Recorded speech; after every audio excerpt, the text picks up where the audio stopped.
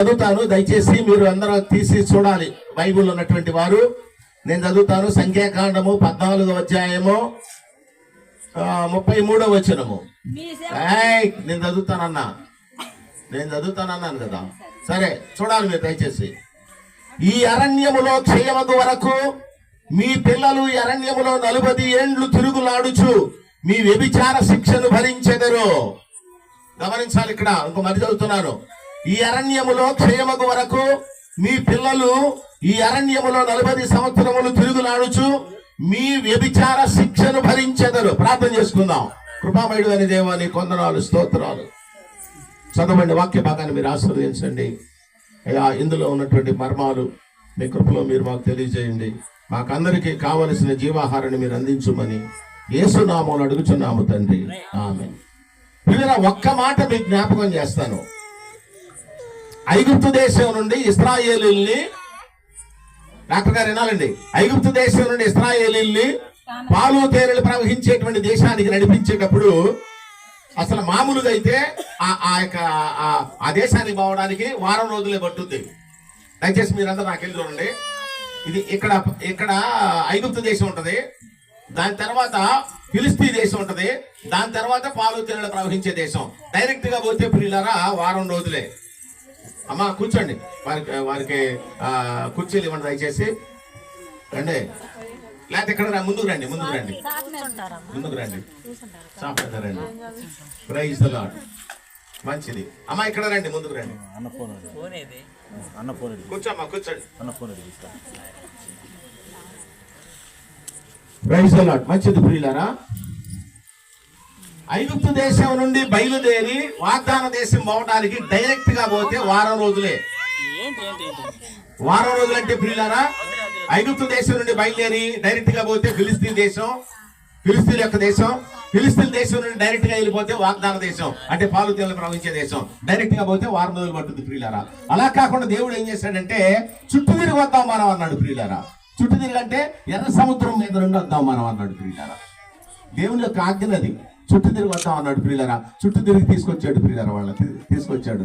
వాళ్ళు అరణ్యంలోకి వచ్చిన తర్వాత వాళ్ళు తిరుగుబాటు చేశారు. మాకు అన్నం ఏది అని తిరుగుబాటు చేశారు. ఎర్ర సముద్రం దగ్గరకు వచ్చిన తర్వాత మమ్మల్ని చావడానికి తీసుకొచ్చావా అని తిరుగుబాటు చేశారు. తర్వాత దప్పికైనప్పుడు మాకు నీళ్ళయ్యి అని తిరుగుబాటు చేశారు. తర్వాత మారా అనుభవం ఎదురైనప్పుడు మారా అనుభవం ఎదురైంది, చచ్చిపోయేటట్టున్నాం మేము, ఏంటి మా పరిస్థితి అని తిరుగుబాటు. ప్రతి విషయంలో తిరుగుబాటు చేశారు ప్రియులారా. అంతేకాకుండా బాగా వ్యభిచారాన్ని ప్రోత్సహించారు ప్రియులారా. వాళ్ళు వ్యభిచారం అంటే శరీర సంబంధమైనటువంటి కార్యమే కాకుండా ఆత్మ సంబంధమైనటువంటి వ్యభిచారాన్ని కూడా వాళ్ళు చేశారు ప్రియులారా. కనుక దేవుడు ఏమన్నాడంటే మీ వ్యభిచార శిక్షను భరించేది మీ పిల్లలు భరిస్తారు. వాళ్ళు 40 సంవత్సరాలు ఈ అరణ్యంలో తిరుగుతారు, ఇక్కడే క్షేమైపోతారు అన్నాడు ప్రియులారా దేవుడు. ఇక్కడ మీకు ఒక్క మాట మీకు జ్ఞాపకం చేస్తున్నా. మీ పిల్లలకి మీ తదనంతరం ఏం మిగులుతున్నారు మీరు? మీ పాపం మోసేటువంటి అవకాశాన్ని, లేకపోతే మీ పుణ్యం మోసేటువంటి అవకాశాన్ని? ఇశ్రాయేలీయుల్ని దేవుడు ఒక మాట అన్నాడు, మీ పాపం మోస్తారు మీ పిల్లలు అన్నాడు ప్రియులారా. మీ దోష శిక్షను భరిస్తారన్నాడు ప్రియులారా. ఏంటి మీ పిల్లలకి ఏం మిగిలిస్తున్నావు? నువ్వు చేసినటువంటి వ్యభిచారాన్ని, నువ్వు చేసినటువంటి లేకపోతే దేవుని విరుద్ధమైనటువంటి కార్యాలు ఉన్నాయే, ఆ పాపాన్ని నీ పిల్లల మీద నెట్టేటువంటి జీవితాన్ని నువ్వు జీవిస్తున్నావా? ఏం మిగులుస్తున్నావు? డబ్బులు మిగులుద్దాం అనుకుంటున్నావా? ఉద్యోగం చదువు తెప్పించాలనుకుంటున్నావా? లేకపోతే వ్యాపారం పెట్టించాలనుకుంటున్నావా? ఉద్యోగంలో ఉన్నాడు అనుకుంటున్నావా? కానీ పిల్లలు నేను ఒక్కటే చెప్తున్నా, నీ పాపం నీ పిల్లలు మోసేటువంటి స్థితికి నువ్వు అటువంటి భక్తి నువ్వు చేయొద్దు పిల్లలారా. ఇక్కడ ఒకటే మాట అన్నాడు దేవుడు, మీ పాపాన్ని మీ పిల్లలు మోస్తారులే అన్నాడు పిల్లలారా. మీ పాపాన్ని మీ పిల్లలు మోస్తారు అన్నాడు పిల్లలారా. ఒక ఉదాహరణ చెప్తా బైబిల్లో నుంచి. ఎలీషా ఉన్నాడు, చెప్పండి ఏ పేరు అతని పేరు? ఎలీషా ఉన్నాడు. ఎలీషా దగ్గర ఒక శిష్యుడు ఉన్నాడు పిల్లల, అతని పేరు గెహజీ. పిల్లల ఎలీషా దగ్గర బాగు చేసుకోవడానికి నయమాన్ వచ్చాడు, బాగుపడ్డాడు, వెళ్ళిపోయాడు ప్రియులారా. ఆ నయమాన్ బహుమానాలు ఇవ్వబోయాడు, డబ్బులు ఇవ్వబోయాడు ఎలీషా ప్రియులారా. అయితే ఎలీషా ఉన్నాడంటే నాకు అవసరం లేదు, తీసుకెళ్ళన్నాడు ప్రియులారా. అంటే ఎలీషా దగ్గర ఉన్నటువంటి గెహజీ ఆలోచన ఏం చేశాడంటే నాకు అవసరం లేదు అని చెప్పేసి అంటాడు. ఏంటి ఆయనకు అవసరం లేదు, పిల్లలు లేరు, మరి నాకు లేరా, నాకున్నారుగా, నాకు ఇప్పించవచ్చుగా అని ఆలోచన చేసి ఏం చేశాడంటే ఎలీషాకు తెలవకుండా ప్రియులారా ఇతను పరిగెత్తుకుంటా వెనకాల పోయి ప్రియులారా ఆ నయమాన్ దగ్గర ఉన్నటువంటి ఆ సామాను అంటే డబ్బులు ఏవైతే ఉన్నాయో, ఆ వస్త్రాలు ఏవైతే ఉన్నాయో, ఆ సొమ్ము ఏదైతే ఉందో అతను తెచ్చుకున్నాడు ప్రియులారా. తెచ్చుకుంటే ఎలీషా అడిగాడు, గురువు గారు అడిగాడు, ఎరా ఎక్కడికి వెళ్ళామన్నాడు. నేను అడిగిపోయానండి, మీరు ప్రార్థనలో ఉంటే నేను ఇక్కడే ఉన్నాను అన్నాడు ప్రియులారా. దానికి ఆ గురువు గారు ఏమన్నాడు తెలుసా, నువ్వు నయమాన్ని కలుసుకోవడానికి పోయినప్పుడు నా మనసు నీ వెనకాల వచ్చిందిరా, అక్కడ నుంచి సొమ్ము తెచ్చుకున్నావు, అక్కడ నుంచి డబ్బులు తెచ్చుకున్నావు, అక్కడ నుంచి వస్త్రాలు తెచ్చుకున్నావు. అతను వదిలిపెట్టినట్టు కుష్టి వ్యాధి ఉంది, ఆ సొమ్ముతో పాటుగా ఆ కుష్టి వ్యాధి కూడా నీకు అంటుంది పోరా అన్నాడు ప్రియులారా. నీకే కాదు నీ పిల్లలకు అంటుంది అన్నాడు ప్రియులారా. అంటే నేను ఒక మాట అడుగుతున్నా, ఏం చేశారు పిల్లలు, ఏ పాపం చేశారు? అతను చేసినటువంటి పాపం పిల్లల మీదకి వచ్చేటట్టుగా ప్రవర్తించాడు ప్రియులారా.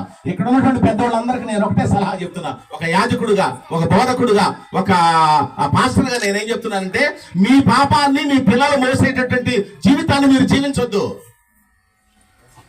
మీరందరూ పుణ్యాత్ములుగా మారాలి, మీరందరూ మారు మనసు పొందాలి, మీరందరూ దైవికంగా జీవించాలి, మీరందరూ దైవాత్మ కలిగి బ్రతకాలి. మీ పుణ్యాన్ని మీ పిల్లలు మోసేటట్టుగా మీ జీవితాన్ని మీరు కొనసాగించాలి. మామూలుగా మనం మాట్లాడుకుంటే, మనం పొలం సంపాదిస్తే మన తదనంతరం పిల్లలు తీసుకుంటారు, మనం డబ్బులు సంపాదిస్తే మన తదనంతరం పిల్లలు తీసుకుంటారు, మనం బంగారం సంపాదిస్తే మన తదనంతరం పిల్లలు తీసుకుంటారు, మనం ఏం సంపాదించినా మన తదనంతరం మనం చనిపోయిన తర్వాత మన పిల్లలు అనుభవిస్తారు. ఆ కోవలోనే నువ్వు పాపం సంపాదించిన పిల్లలు అనుభవిస్తారు, నువ్వు పుణ్యం సంపాదించిన పిల్లలు అనుభవిస్తారు. నేను అడుగుతున్న డైరెక్ట్ గా సునీల్లను, మన కవితనే, మీ అమ్మాయికి మీరు ఏం సంపాదిద్దాం అనుకుంటున్నారు? చదువులు తెప్పిస్తారా? మంచిదే, నేను కాదంటలేదు. డాక్టర్ని చేస్తారా? మంచిదే, నేను కాదంటలేదు. ఇంజనీరింగ్ చేస్తారా? మంచిదే, నేను కాదంటలేదు ప్రియులారా. కానీ దానితో పాటుగా మంచి లైఫ్ తో పాటుగా మీ పుణ్యాన్ని వాళ్ళు అనుభవించేట్టుగా మీరు ప్రార్థన పూర్వకంగా జీవించాలని నేను మనవి చేస్తా ఉన్నాను ప్రియులారా. వాళ్ళకొక్కడికే కాదు, ఇక్కడ ఉన్నటువంటి తల్లిదండ్రులందరూ కూడా నేను మనవి చేసేది ఏంటంటే, మీ పాపం మీ పిల్లల మీదకి రాకుండా ఉండేటువంటి భక్తి జీవితాన్ని మీరు కొనసాగించాలి. మన కళ్ళ ముందే పిల్లలు ఇబ్బంది పడతా ఉన్నారు, మన కళ్ళ ముందే పిల్లలు కష్టపడతా ఉన్నారు, మన కళ్ళ ముందే పిల్లల కన్నీరు పెట్టుకుంటా ఉన్నారు ప్రియులారా. వాళ్ళు కన్నీరు పెట్టుకున్నప్పుడు, వాళ్ళు కష్టపడినప్పుడు మనకెంతో వేదన కలుగుతూ ఉంటుంది. దీనికి ఏంటి కారణం అని మనం అనుకుంటాం, కానీ నీ పాపే వాళ్ళ పిల్లల మీదకి వస్తుంది, నీ పిల్లల మీదకి వస్తుందని నీకు అర్థం కావట్లేదు. నువ్వు ఎప్పుడు మారు మనసు పొందుతావు, అప్పుడు నీ పిల్లల మనశ్శాంతిగా జీవిస్తారు. నువ్వు ఎప్పుడు మారు మనసు పొందుతావు, నువ్వు ఎప్పుడు దైవికంగా బ్రతుకుతావు, నువ్వు ఎప్పుడు భక్తిగా బ్రతుకుతావు, నువ్వు ఎప్పుడు పుణ్య సంబంధమైనటువంటి జీవితాన్ని జీవిస్తావు, నువ్వు ఎప్పుడు దైవాత్మ సంబంధమైనటువంటి జీవితాన్ని జీవిస్తావు, నువ్వు ఎప్పుడు మారు మనసు పొందితే అప్పుడు నీ పిల్లలు మనశ్శాంతిగా జీవిస్తారు ప్రియులారా. నేను అనేది ఒక్కటే, ఏంటంటే నీ పాపం నీ పిల్లల మీదకి రాకుండా నువ్వు భక్తిగా జీవించాలని నేను కోరుకుంటా ఉన్నాను ప్రియులారా. కనుక ఇక్కడ గమనించేది ఏంటంటే, ఇశ్రాయేలు బయలుదేరిన తర్వాత దేవుడు ఒక మాట అన్నాడు, మీరు మామూలుగా అయితే వారం రోజులను పోతారు ఆ దేశానికి, కానీ 40 సంవత్సరాలు మీ పిల్లలు ఎక్కడే తిరిగి, ఇక్కడే చచ్చిపోయి, ఇక్కడే క్షయమైపోతారు అన్నాడు ప్రియులారా. ఎందుకంటే మీ దోష శిక్ష, మీ వ్యభిచార శిక్ష భరించేది ఏదైతే ఉందో ఆ శిక్ష యొక్క ఫలితం మీ పిల్లల మీద తీసుకొస్తాను అన్నాడు ప్రియులారా. నేను ఒక మాట చెప్తాను మీ అందరికి అర్థం అవడానికి, నేను పాపం చేస్తే నా పాపం మూట కట్టి అట్టు ఉంచుతాడు. దేనికై అంటే నా కొడుకు మీద వేయటానికి. అంటే నేను మోసే పరిస్థితి లేదు నాకు. ఎవరు మోయాలి మరి ఆ మూట? చెప్పాలి మీరే. ఒక 25 కేజీలు తిక్కి ఉంది, కోట దగ్గర, కొట్టు దగ్గర కొనడానికి వెళ్ళా, 25 కేజీల బస్తా. అది ఏమంటారు? టిక్కీ అంటారా? 5 కేజీలు టిక్కీ అంటారు. అది కొనడానికి వెళ్ళాను. కొన్న తర్వాత అది మోయటానికి అని లేపుతుంటే లెగవట్లా. 25 కేజీలు టిక్కీ లెగవట్లేదు నాకు.